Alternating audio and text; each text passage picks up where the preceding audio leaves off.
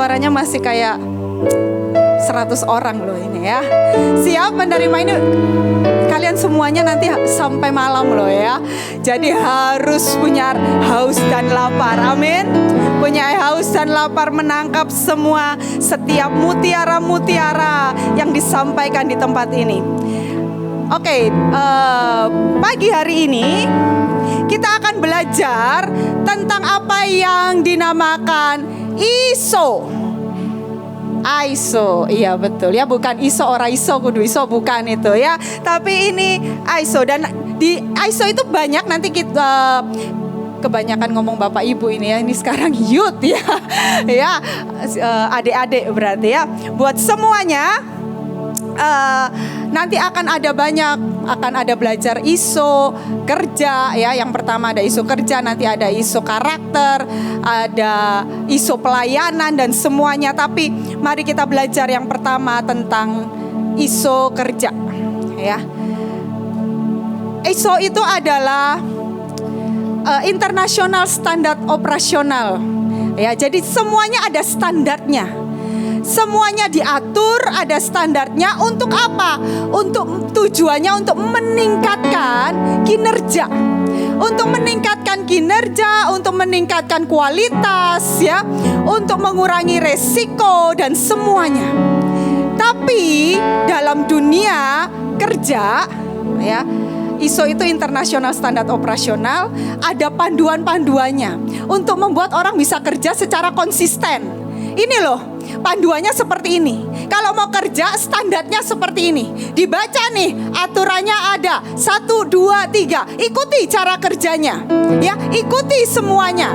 Maka kalau engkau mengikuti ini, resikonya akan kecil ya. Itu semua adalah standar. Dan standar yang di dunia itu diakui seluruh dunia. Satu perusahaan kalau mau mendirikan perusahaan yang top, mereka harus memiliki sertifikat ISO.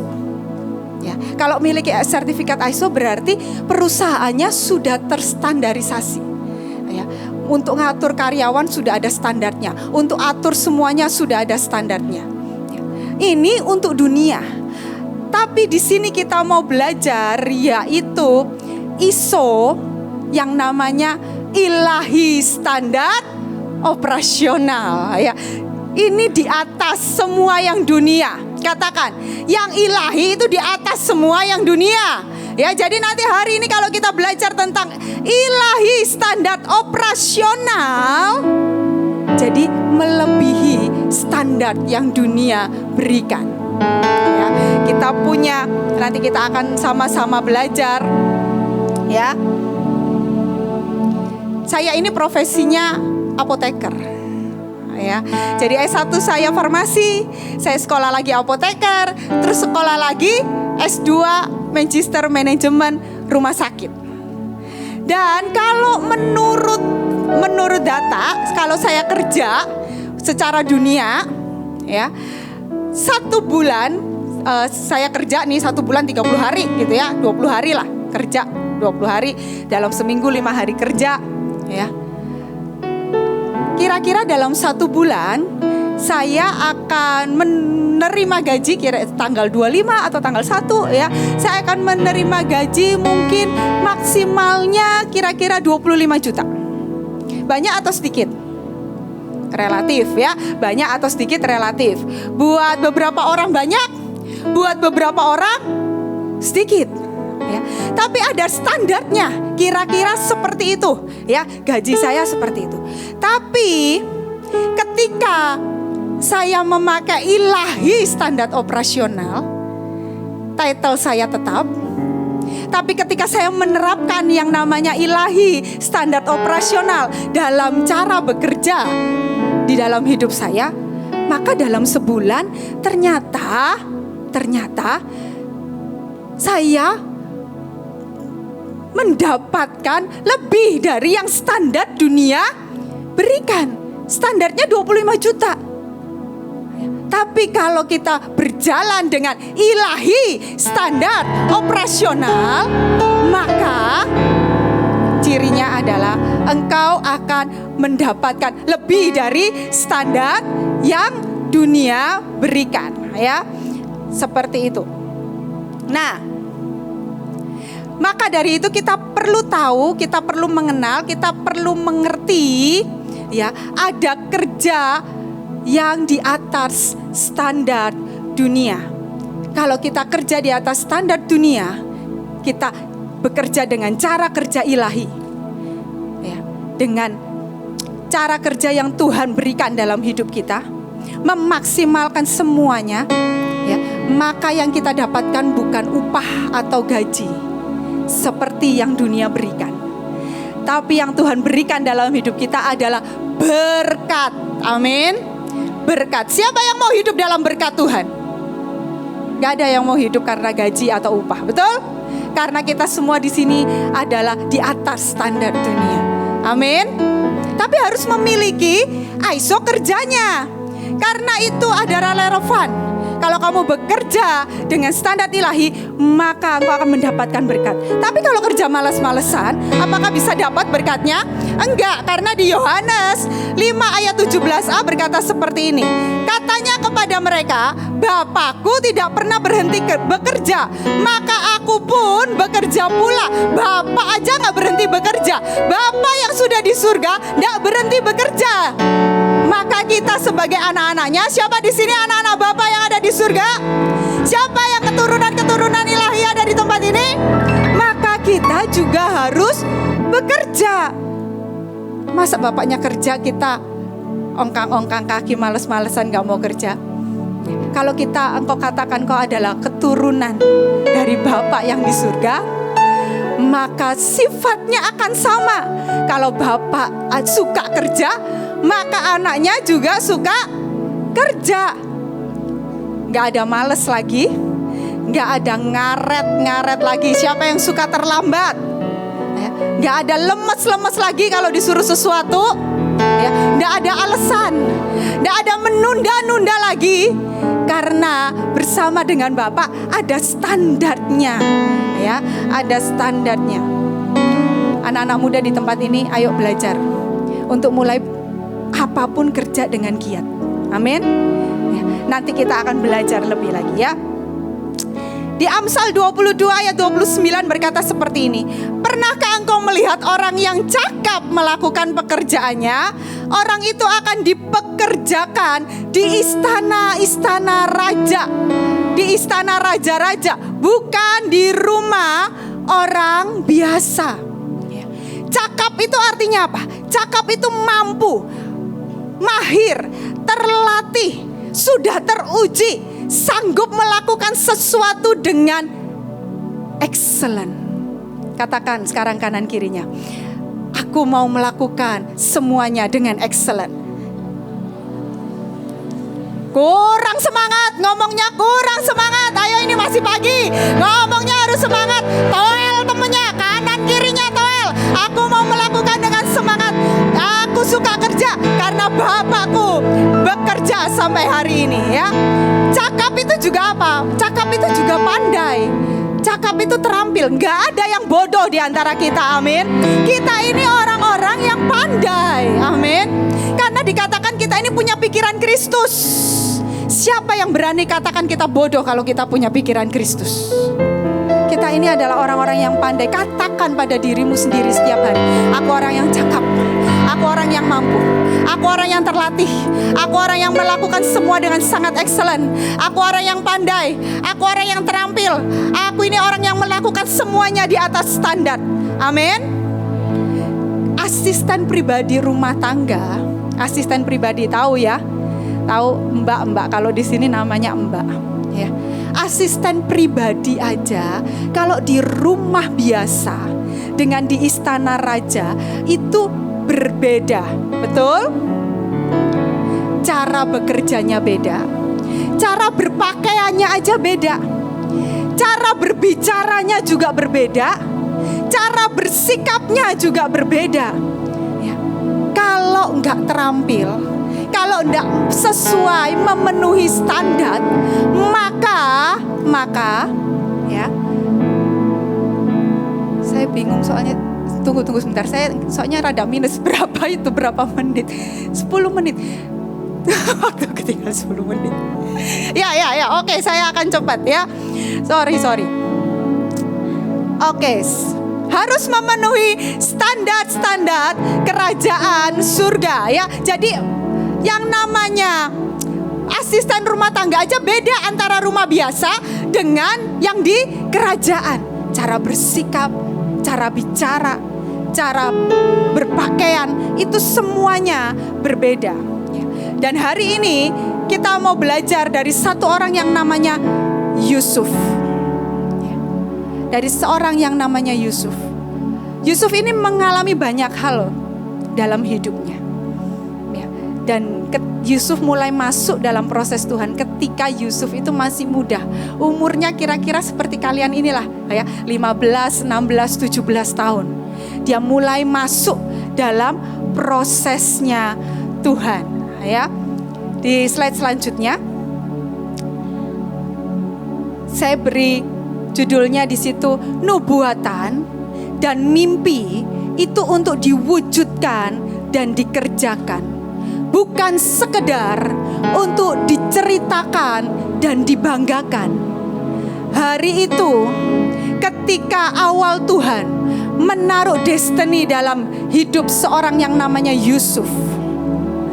Tuhan itu bicara awalnya lewat mimpi dalam hidup Yusuf. Nanti kamu akan melihat ya, padi-padi, 10 padi, nunduk ya, dan segala macam. Itu semuanya Tuhan berikan lewat mimpi. Awalnya lewat mimpi. Cuma sekedar lewat mimpi. Tapi lewat mimpi itu Tuhan seolah-olah berkata, ini loh destiny yang aku akan taruh dalam hidup. Tapi kalau Yusuf cuma ada di rumah dengan bapaknya hari itu, cuma kerjanya pamer jubah yang maha indah, tanpa kerja, tanpa mengerjakan destiny-nya, tanpa mewujudkan destiny itu, mimpi itu, maka itu cuma sekedar jadi cerita. Tidak akan ada ceritanya ya, Yusuf pemimpi menjadi penguasa. Tidak ada ceritanya. Tapi Yusuf harus mulai mengerjakan. Katakan, mengerjakan. Setiap destiny dalam hidupmu harus dikerjakan. Mengerjakan. Jadi Yusuf ini mulai mengerjakan. Dan setiap orang punya cara yang berbeda. Tuh, cara Tuhan mengerjakan destiny dalam hidup Yusuf adalah apa? Melepaskan jubah maha indah dalam hidupnya. Dan sejak hari itu Yusuf mulai masuk dalam destiny Tuhan.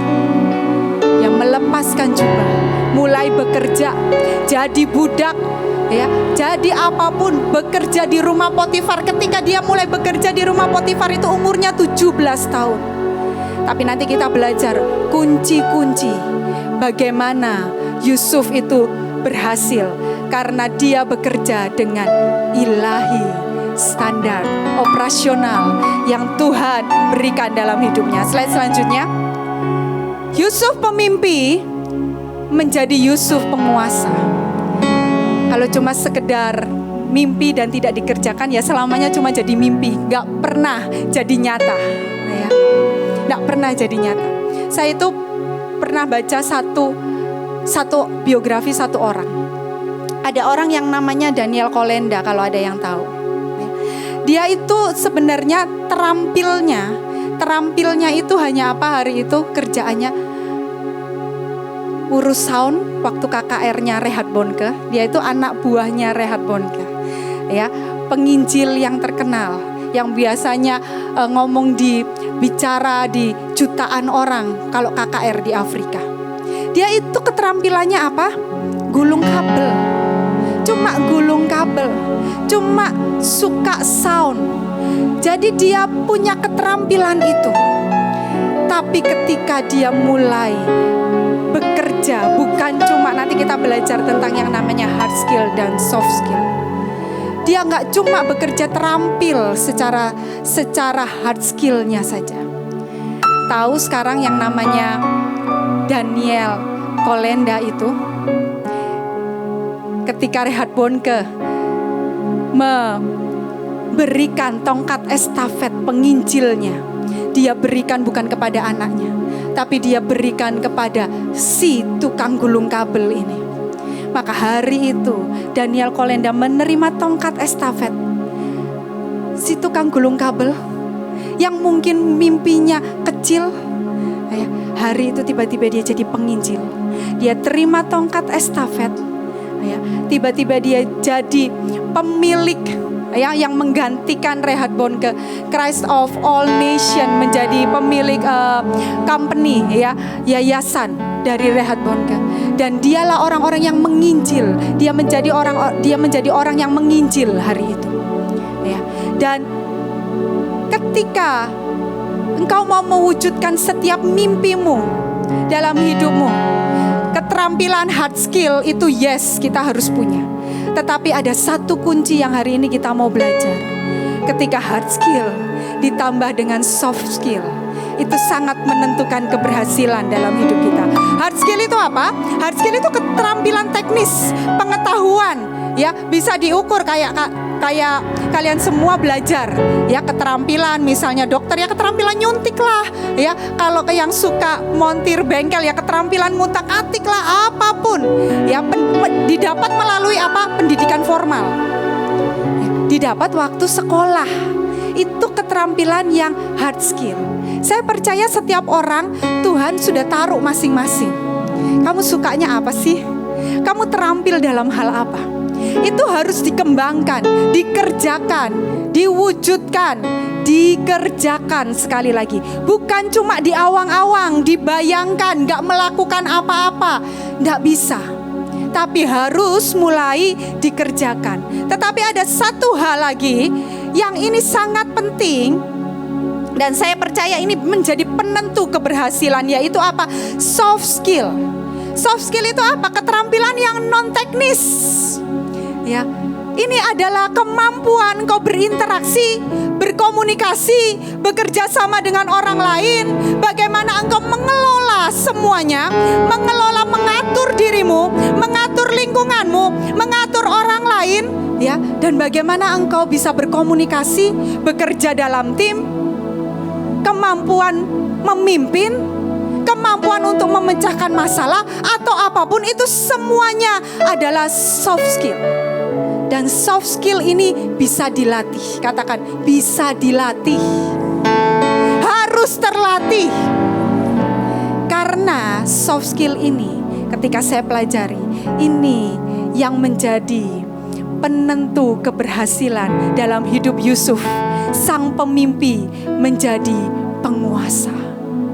Dia bukan siapa-siapa, tapi bagaimana dalam hidupnya tiba-tiba dia menjadi tangan kanan Firaun, memimpin satu bangsa, tiba-tiba memimpin satu bangsa. Dan itu sebenarnya bukan bangsanya, bangsa orang lain, tapi bagaimana Firaun bisa mempercayakan semuanya. Ada ilahi standar operasional yang Yusuf lakukan dalam hidupnya. Yang pertama, saya cepat ya. Yang pertama, Yusuf itu bekerja dengan disertai Tuhan. Ada favor of God. Di Kejadian 39 ayat 2 berkata, tetapi Tuhan menyertai Yusuf sehingga ia menjadi orang yang selalu berhasil dalam pekerjaannya. Maka tinggallah ia di rumah tuannya, orang Mesir itu. Ketika ada penyertaan Tuhan, ada favor of God. Katakan, favor of God ada dalam hidupku, maka kau akan menjadi orang yang akan selalu berhasil. Amin. Saya pernah kuliah ya. Saya itu kuliah. Ya, waktu saya mulai kuliah S2 itu sebenarnya saya udah kerja. Kerja saya apa sih ya? Saya kerja ini ya. Ini pekerjaan pertama dan terakhir dalam hidup saya ya. Pekerjaannya apa ya? Ini di Mahanaim ini ya. Begitu saya selesai kuliah, saya selesai menyelesaikan profesi saya apoteker, saya langsung kerja di Mahanaim. Di Mahanaim tuh buat saya ini adalah tempat pekerjaan, tuh buat saya penyembahan saya. Saya memang full time, tapi saya juga bekerja. Kalau adik-adik pernah ke klinik ya, itu tempat saya ya. Di klinik Ya itu semua nggak bisa klinik-klinikan. Harus benar-benar ada izin klinik sesuai dengan standar, sesuai dengan semuanya. Ya pemimpinnya ya harus belajar, harus sekolah, harus bisa kerja. Semuanya harus bisa diatur. Nggak bisa semuanya cuma di awang-awang. Dan hari itu waktu saya kuliah, waktu saya memulai kuliah, ketika nanti kau mau memulai apapun dalam hidupmu, apapun, sekolah, kerja, mau mulai usaha, mau mulai kerja di orang, atau kau mau mulai buka apapun dalam hidupmu, mulai dan berkata dengan penyertaan Tuhan dalam hidupmu. Amin. Jangan pernah dengan cara sendiri, tapi mulai dengan penyertaan Tuhan. Ketika saya mulai kuliah, saya tanya, saya kuliah S2 ini, Tuhan, saya kuliah di mana? Saya ambilnya di mana? Dan ketika Tuhan berkata ambil di sini, saya ambil. Dan waktu kuliah itu buat saya, wah ajaib sekali karena harus ngurus 2 anak. Hari itu baru 1, ngurus 1 anak, harus pelayanan, harus pergi ke pulau-pulau, harus pergi ke bangsa-bangsa, tapi harus menyelesaikan kuliah. Nah, teman saya aja semester 1 udah merotol 10 orang. Tapi hari itu saya berkata, Tuhan, ketika aku kuliah dengan penyertaan yang daripadamu, dengan favor-Mu ya Tuhan. Saya ini orang yang, jangan ditiru ya, tapi saya melakukan karena memang, karena pekerjaan, karena pelayanan, karena semuanya. Setiap mata kuliah yang saya masuki itu absennya jedok mentok, tahu? Jadi kalau mata kuliah 1 absennya 2 kali, ya setiap mata kuliah saya absen 2 kali.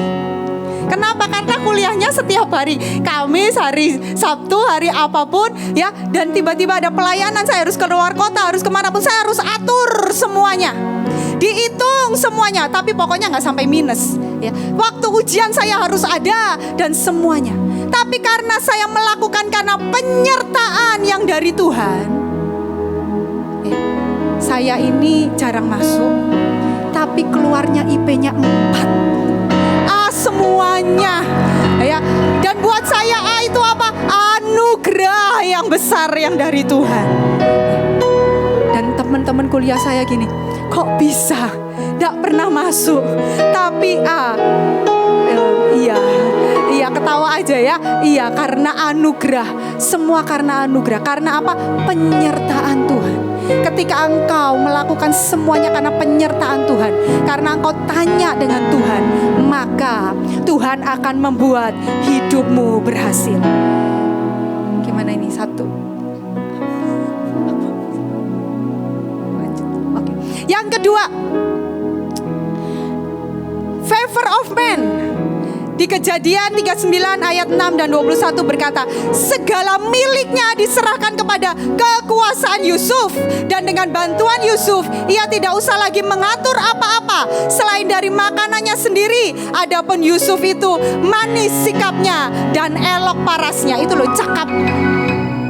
Hari itu Yusuf 17 tahun ada di rumah Potifar ya. Ada di rumah Potifar, kerja di rumah Potifar ya. Dan hari itu Potifar berkata seperti ini, aku punya pelayan kayak Yusuf ini enak banget rasanya ya. Semua kekuasaan kunci rumah semuanya dikasih ke Yusuf. Atur Yusuf ya, kapan kunci ini dibuka, kapan jendela ditutup, kapan belanja, kapan masak, kapan ini digaji ya, semuanya ya. Ini semuanya Potifar gak usah ngatur, gak usah susah-susah. Karena ada Yusuf yang cakap, ada Yusuf yang terampil, ada Yusuf yang selalu ringan tangan, ada Yusuf yang bisa membaca setiap keadaan, kebutuhan dari tuannya, kebutuhan dari majikannya, kebutuhan dari semua anggota keluarga Potifar yang ada di rumah itu. Sehingga Yusuf menjadi kesayangan dan kesukaan seisi rumah dari Potifar. Favor of man itu jadi kesukaan orang-orang yang ada di sekitarmu, Bapak Ibu. Jadi orang yang menyenangkan itu akan diingat pertama. Coba lihat dalam hidupmu, berapa engkau menyenangkan atau menyebalkan buat orang lain. Favor of man. Ayo milih untuk menjadi orang yang bisa menyukakan buat orang lain. Menyukakan buat orang lain. Dan kalau engkau melakukan itu, maka Tuhan akan membuatmu berhasil. Gimana?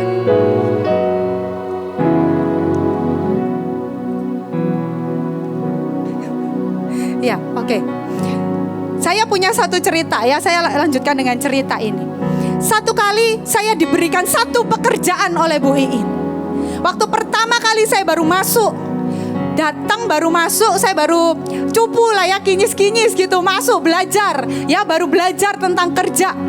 Ya, dan tiba-tiba ibu berkata seperti ini, Melinda, kamu buat pengobatan gratis untuk warga yang ada di sekitar tempat ini. Hari itu gedung Mahanaim belum seperti ini. Gedung yang di depan lapangan basket itu masih tanah kosong. Ya, masih tanahnya itu benar-benar masih tanah kosong, belum seperti itu. Ya, belum ada bangunan apapun. Dan hari itu Bu Iin bilang seperti ini, kamu buat pengobatan gratis buat orang-orang yang ada di sekitar tempat ini, buat di tanah itu. Baik Bu, yang paling membuat saya luar biasa adalah berapa lama? 30 hari, 1 bulan buat pengobatan gratis.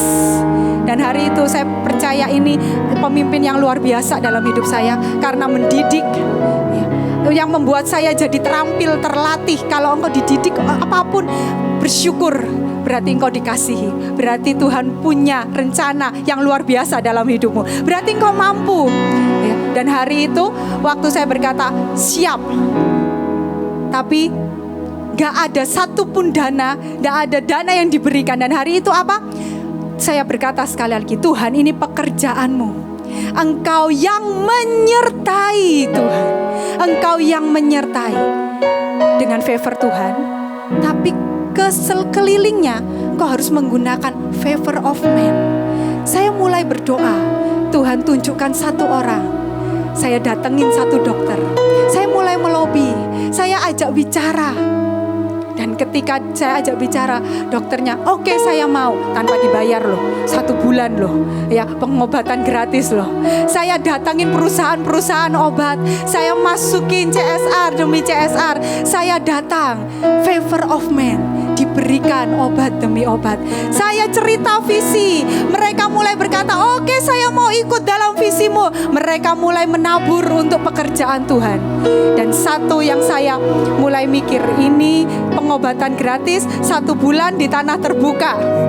Orangnya tambah sakit atau tambah apa ya, kena panas ya, kenapa, itu kan gak ada gedung apapun ya.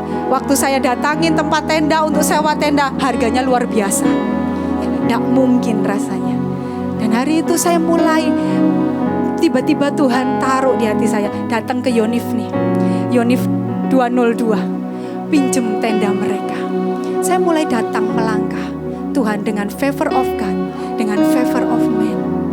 Jadilah orang-orang yang bisa menyenangkan buat banyak orang.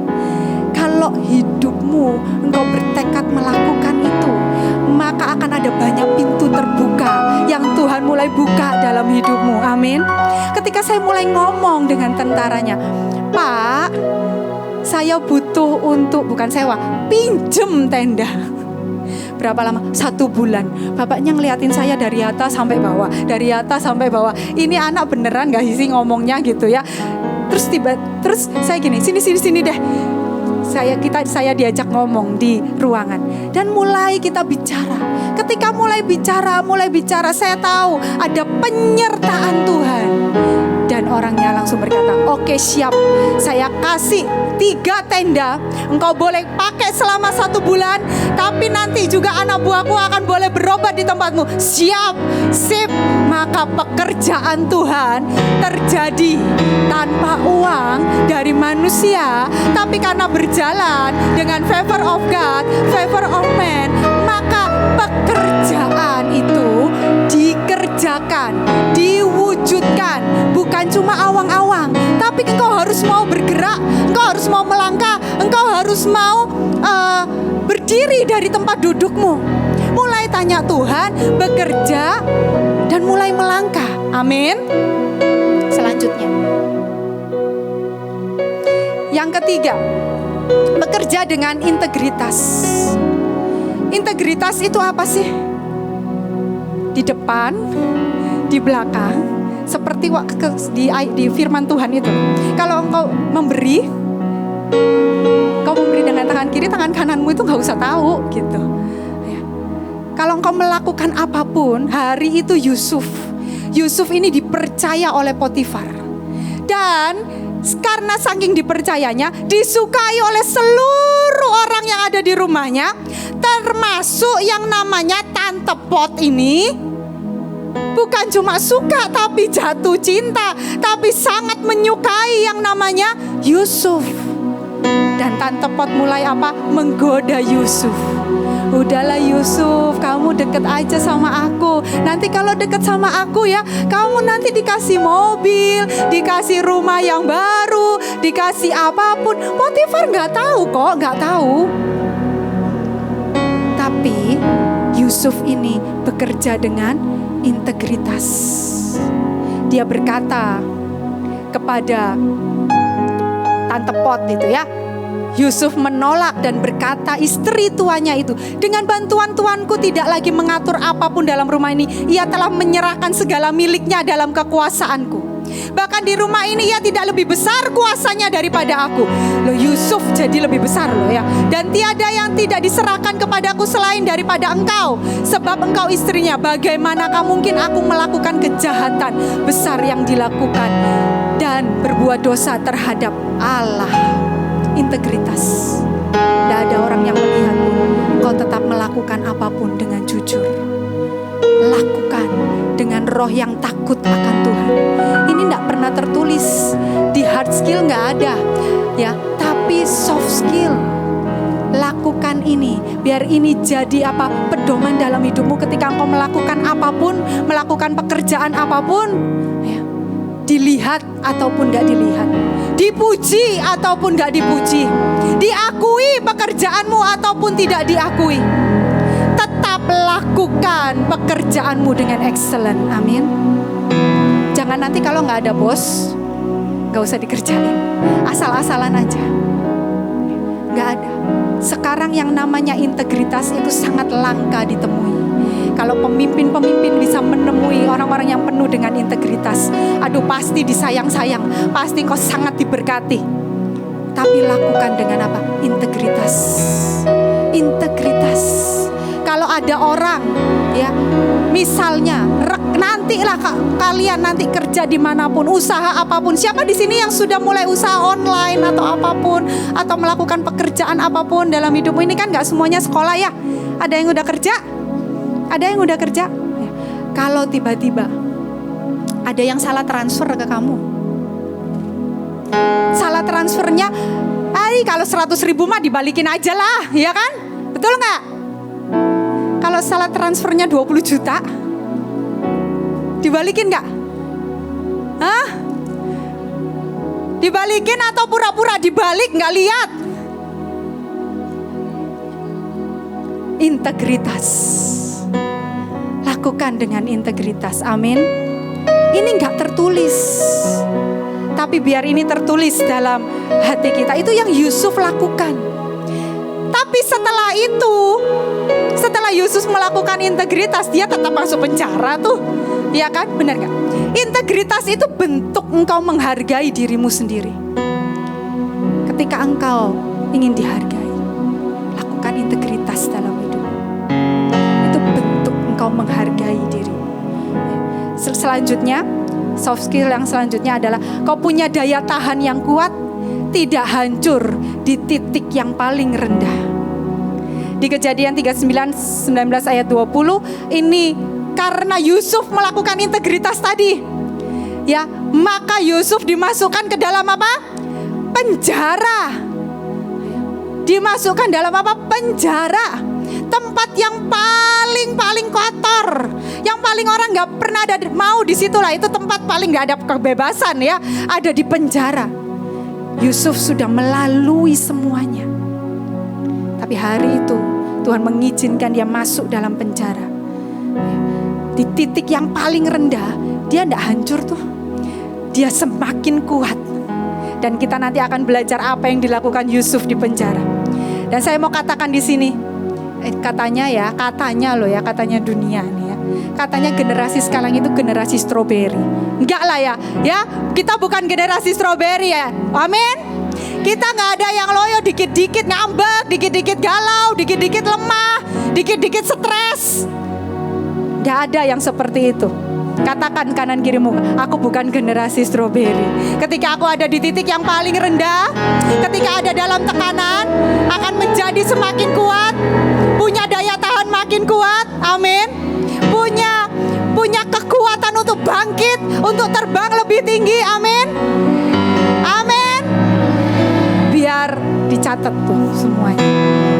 Ngalamin apapun, nanti ngalamin masalah apapun, gak melo, gak stres, tapi kau akan jadi anak-anak muda yang punya ketahanan yang luar biasa. Engkau akan bisa memukul balik iblis dalam hidupmu, amin. Yang ke-10, slide saya yang ke-10. Yang kelima, ya. Yang kelima soft skill selanjutnya adalah ini yang sekarang mulai orang-orang itu berkurang, ya. Punya empati dan kepedulian dengan orang lain. Waktu Yusuf di dalam penjara, di Kejadian 46 ayat yang ke-7, ketika pada waktu pagi Yusuf datang kepada mereka, segera dilihatnya bahwa mereka bersusah hati. Lalu ia bertanya kepada pegawai-pegawai istana Firaun yang ditahan bersama-sama dengan dia dalam rumah tuannya itu, mengapa hari ini mukamu semuram itu? Hari-hari ini loh, apakah kita ini masih punya empati? Atau temenmu nangis di sebelahmu, engkau tetap aja main dengan handphonemu, gak peduli temenmu udah sedih di sebelah, ya, gelombangnya udah gelombang sedih, tapi kalian gak peduli, sibuk dengan handphone, cekikikan sendiri, ya. Tapi pilih untuk punya empati. Ini yang membuat Yusuf akhirnya keluar loh dari penjara, ketemu dengan Firaun. Karena apa? Loh, ini orang sama-sama ditahan kok di penjara. Aku susah, kamu susah, bener gak? Hari itu pegawai-pegawai itu juga sedang ditahan di penjara, sama-sama susahnya. Semua sama-sama susahnya di penjara. Tapi hari itu Yusuf bisa melihat ketika orang susah di penjara, dia bisa melihat ada yang berbeda. Dan dia bisa datang kepada pegawai-pegawai itu dan berkata, kenapa sih mukamu muram? Kenapa? Ayo cerita. Padahal Yusuf juga ya susah juga, sama-sama di penjara.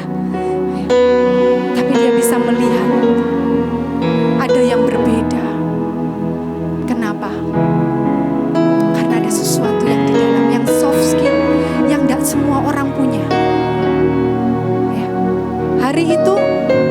Hari itu saya ini cuma ngomong sama sesama teman. Terus tiba-tiba teman saya ini, dia tuh memang sanguin ya, cekikikan hahaha. Tapi saya itu tiba-tiba saya bisa merasa bahwa ada yang berbeda. Ketawanya aja beda, rasanya bukan kayak biasanya. Terus tiba-tiba saya mulai tanya sama Tuhan, kenapa Tuhan? Terus tiba-tiba Tuhan ngomong gini, kasih uangmu tuh loh 200.000 ke dia. Lah ya dia cekakakan kok gak dikasih uang 100.000. Uang mukanya gak sedih kok dikasih uang 200.000. Ya. Terus tapi Tuhan bilang kasih itu loh uang 200.000. Ya. Terus tiba-tiba saya bilang gini, sini deh, ini buat kamu ya. Tahu gak tadi yang lagi cekakakan tiba-tiba nangis. Dan dia ngomong gini, kenapa kamu kasih uang ini? Karena Tuhan yang suruh.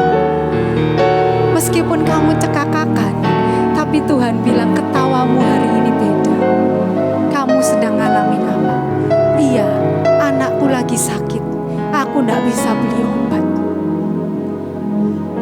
Itu soft skill. Ayo punyai itu. Jangan jadi generasi yang gak peduli. Jangan jadi generasi yang cuma peduli dengan dirimu, dengan gadget. Yang ngelihatnya cuma nunduk ke bawah karena ngelihat gadget. Tapi mulai lihat sekelilingmu. Katakan, ayo lihat sekelilingmu. Lihat sekelilingmu. Kalau ada yang muram, ada yang sedih, ditoel. Punyai empati. Karena itu yang akan membuka. Itu akan membuka loh, Bab. Tahu nggak? Saya itu pernah cuma doain orang. Saya ini cuma doain orang karena ngelihat kok orangnya sedih. Saya ini doain. Ketika saya selesai doain, dia minta nomor rekening. Lah cuma doain 5 menit loh. Cuma doain paling berapa sih? Ketika engkau mengerjakan itu, mengerjakan apapun, doain orang itu juga mengerjakan pekerjaan yang dari Tuhan. Itu juga penyembahan. Amin. Ketika engkau mendoakan, tiba-tiba apa? Transfer, dapat berkat, bukan upah, tapi engkau dengan berkat. Selanjutnya, terakhir. 2 yang terakhir adalah kalau soft skill kau punya strategi dan jadi problem solver, ya. Selanjutnya, senjata terkuat dari Yusuf adalah mengampuni.